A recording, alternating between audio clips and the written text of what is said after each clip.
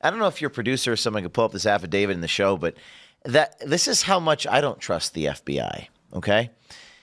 The probable cause, they redacted every single word of the reason they used to raid my newsroom. Every single word. And that's just a raid of a newsroom. I don't have a lot of faith. And you know what everyone's been asking me this week, by the way? I don't know how to answer this, is what do you think of Cash and Bongino saying that Epstein didn't kill himself? Everyone's asked me that question. Or how about that there is no there in the Trump assassination plot? Well, that's another one. Yeah. But particularly Cash and Bongino, do you have a thought on that, the reaction? I mean, I have plenty. I mean, one is that they're giving you the official FBI line because that's, as the FBI, all they can give you. That's what they were given to say. Not that someone told them to say it, but that they open up a file, it's got nothing in it, and so what's the official position of the FBI?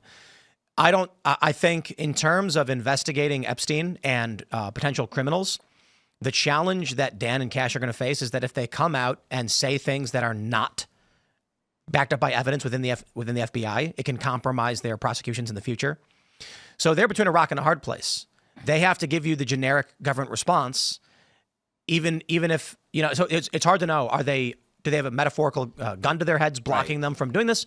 Or are they basically saying behind the scenes, if we went out and told people what we actually thought was going on, it could compromise our investigation? Do you think that the FBI or the DOJ should release some materials? What do you think about that? Yes. But the challenge is, if there are a bunch of co-conspirators, what can they release that would not give them a legal out? If they then say the federal government released information that was prejudicial and now I can't get a fair trial. They can't interrupt an active investigation, so forth and so on. I honestly don't think that's the case, though. That's devil's advocate. That's saying, like, why would... No, I think the reality is there are prominent princes and foreign corporate interests who are implicated by these documents. And here's one simple guess. A couple Saudi princes went to Epstein Island. They're implicated in this. And they say, in our country, this is legal and normal. We didn't do anything wrong.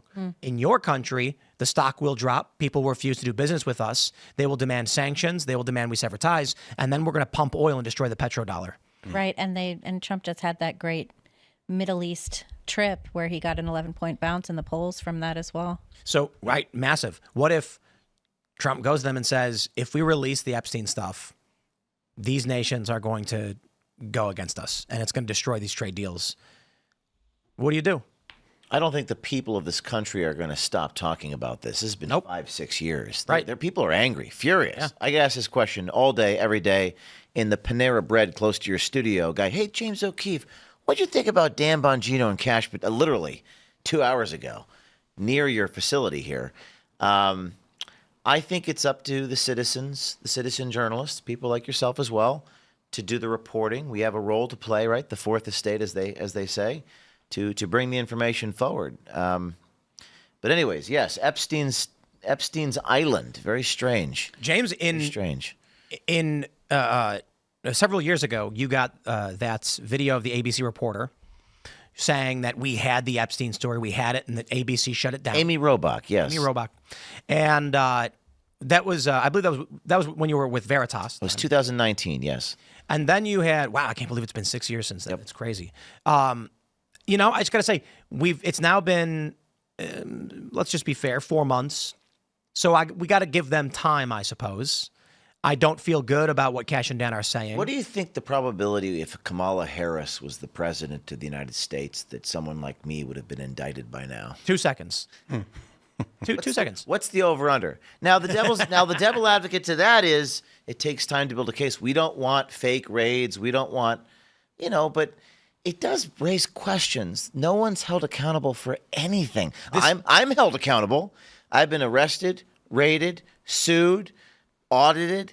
I'm held accountable, and I'm a reporter.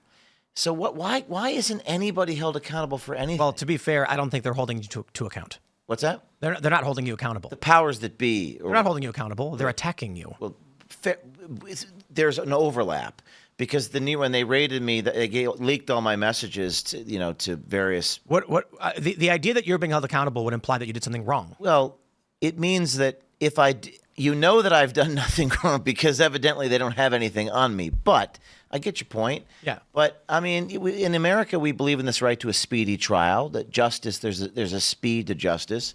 Going back to your original question that when you started your show, I think when you believe justice is based upon what people believe versus reality, what is true, that's when you risk losing your mind. When there's no justice, when there's no equality before the law, That's when where we're the at. judge is breaking the law, that's when you start losing your mind. And I hope that we're wrong about that.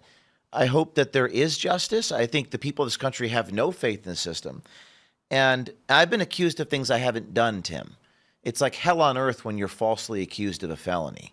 I mean, with January 6th, people were falsely accused. At least there was a colorable crime. In my case with the diary, it was like, are you kidding me? Thanks for checking out this clip from Timcast IRL. Make sure to watch the show live Monday through Friday at 8 p.m. Subscribe to this channel, and we will see you all there.